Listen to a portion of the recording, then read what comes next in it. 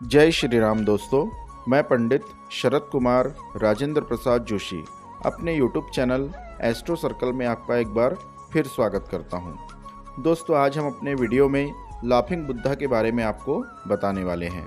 घर पर स्थापना की दिशा से लेकर लाफिंग बुद्धा के फायदे तक की पूरी जानकारी आपको मैं इस वीडियो में बताने वाला हूं। दोस्तों, लाफिंग बुद्धा को सुख, प्रचुरता, संतोष और भलाई का प्रतीक माना जाता है।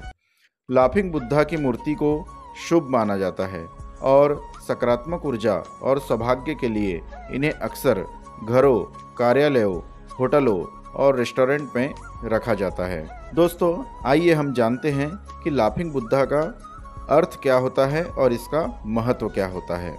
माना जाता है कि लाफिंग बुद्धा 10वीं सदी के चीनी भिक्षु है जिनका नाम बुडाई है। लाफिंग बुद्धा की मूर्ति हमें आभारी होने, बाधाओं को दूर करने और सबसे महत्वपूर्ण जीवन में खुश रहने की याद दिलाती है। फेंग शुई परंपरा में घर में मूर्तियों को खरीदने और रखने का कारण किसी के जीवन में एक निश्चित असंतुलन को ठीक करना है। यद्यपि यह फेंग शुई का प्रतीक है, वास्तुशास्त्र के अभ्यासियों ने भी घर पर लाफिंग बुद्धाओं को रखने के लिए प्रोत्साहित किया है। लाफिंग बुद्धा कुबेर यानी धन के देवता के समान है, इसलिए भारतीय इसे समृद्धि से जोड़ते हैं। वास्तु में घर के लिए बुद्ध की मूर्ति का चुनाव करना और उसे उत्तर पूर्व यानी ईशान्य कोण में रखना शुभ माना जाता है। वास्तु के अनुसार घर के लिए लाफिंग बुद्धा की मूर्ति का चुनाव करना और उसे उत्तर पूर्व यानी ईशान्य कोण में रखना शुभ माना जाता है।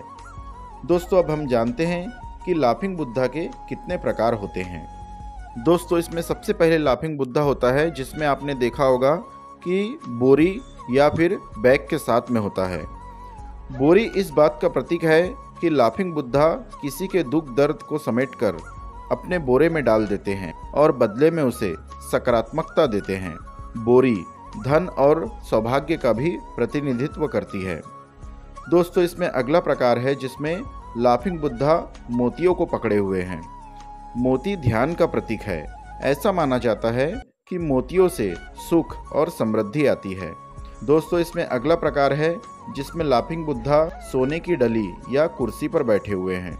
सोने की एक बड़ी डली पर बैठी और एक छोटी सुनहरी डली देते हुए बुद्धा की यह मूर्ति उन्हें सौभाग्य प्रदान करती हुई दर्शाती है। यह प्रतिमा किसी को नकारात्मकता से बचाएगी और पॉजिटिव वाइब्स देगी। दोस्तों, इसमें अब अगला प्रकार है लाफिंग बुद्धा टोपी के साथ में। यह प्रतिमा लंबे, सुखी, स्वस्थ और तनाव मुक्त जीवन का प्रतीक है। मुसीबतों को दूर करने के लिए इस मूर्ति को रखें और संतोष, खुशी और तनाव मुक्त जीवन का आशीर्वाद प्राप्त करें। दोस्तों, अब अगला प्रकार है लाफिंग बुद्धा जो बच्चों से घिरे हुए हैं। यह लाफिंग बुद्धा परिवार की भलाई का प्रतिनिधित्व करती है। बच्चों से संबंधित समस्याओं को दूर करने के लिए भी इस मूर्ति को घर में रखा जाता है। यह प्रजनन क्षमता और समग्र स्वास्थ्य में सुधार करती है। दोस्तों, अब आगे जानते हैं कि आपके घर के लिए कैसा होना चाहिए लाफिंग बुद्धा की मूर्ति का रंग।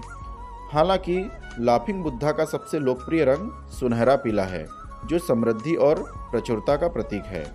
लाफिंग बुद्धा को काले रंग में चीनी संस्कृति में जल तत्व से जोड़ा गया है। यह तरलता, सौभाग्य और ज्ञान को आमंत्रित करने में मदद करता है। हरे झेड रंग में लाफिंग बुद्धा को लकड़ी तत्व से जोड़ा गया है, जो विकास, आशा और सद्भाव से जुड़ा है। लाल रंग में लाफिंग बुद्धा की मूर्ति आँख से जुड़ी हुई है, जो जुनून, प्रेरणा और सौभाग्य में भी मदद कर सकती है। यह एक ऐसा रंग है जो उत्सव और भाग्य को दर्शाता है। सफ़ेद रंग या सिल्वर सिरेमिक लाफिंग बुद्धा धन, शांति और खुशी का प्रतीक है। दोस्तों, अब हम जानते हैं कि लाफिंग बुद्धा किस दिशा में रखना चाहिए। अपने रहने की जगह को लाफिंग बुद्धा की मूर्ति से सजाते समय इसके स्थान के लिए उपयुक्त दिशा को ध्यान में रखा जाना चाहिए, ताकि इससे लाभ प्राप्त किया जा सके और सौभाग्य को आमंत्रित किया जा सके। घर के लिए वास्तु के अनुसार बुद्धा की मूर्ति रखते समय सुनिश्चित करें कि जिस जगह आप रख रहे हो वो साफ और अव्यवस्था मुक्त हो। फेंगशुई के अनुसार घर में मूर्तियां रखने से व्यक्ति के जीवन में असंतुलन को दूर करने, सद्भाव लाने और शांतिपूर्ण और समृद्ध जीवन प्राप्त करने में मदद मिलती है। यहाँ हम घर पर लाफिंग बुद्धा कहाँ रखना चाहिए, इस पर चर्चा करते हैं।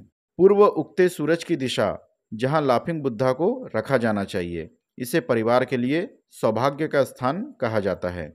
परिवार में सुख समृद्धि लाने के लिए इस दिशा में मूर्ति स्थापित करें। अगर मूर्ति को दक्षिण पूर्व दिशा में रखा जाए तो इससे परिवार की संपत्ति में वृद्धि होती है। लाफिंग बुद्धा संतुलन और आंतरिक शांति का प्रतिनिधित्व करता है। बुद्धा की मूर्ति को उत्तर पूर्व दिशा में रखने से व्यक्ति इस कोने की ऊर्जा को बढ़ावा दे सकता है और ज्ञान प्राप्त करने पर ध्यान केंद्रित कर सकता है।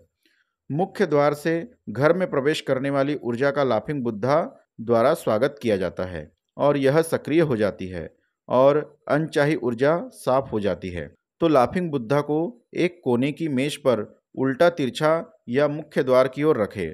सुनिश्चित करें कि मूर्ति कमरे के अंदर की ओर है, न कि बाहर की ओर, क्योंकि घर के लिए लाफिंग बुद्धा की प्रतिमा को बच्चों का रक्षक माना जाता है। इसलिए बच्चों के कमरे में एक छोटी मूर्ति रखें जो सुरक्षा और सौभाग्य के लिए दरवाजे की ओर हो। दोस्तों, अब इस बात का भी ध्यान हमें जरूर रखना चाहिए कि लाफिंग बुद्धा को कहाँ नहीं रखें। मूर्ति को कभी भी रसोई, स्नानगार और शौचालय में नहीं रखना चाहिए। मूर्ति को कभी भी सीधे फर्श पर न रखें। मूर्ति को आंखों के स्तर पर रखना चाहिए। मूर्ति के आसपास के क्षेत्र को हमेशा साफ और अव्यवस्था मुक्त रखें।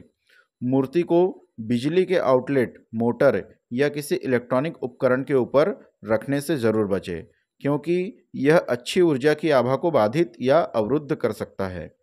लाफिंग बुद्धा को जूते की रैक के ऊपर कभी भी न रखें। तो दोस्तों, आपको हमारे द्वारा दी गई यह छोटी सी जानकारी अच्छी लगी हो तो आप हमारे वीडियो को लाइक करें, हमारे यूट्यूब चैनल को सब्सक्राइब करें और शेयर भी करें। जय श्री राम दोस्तों, राधे राधे।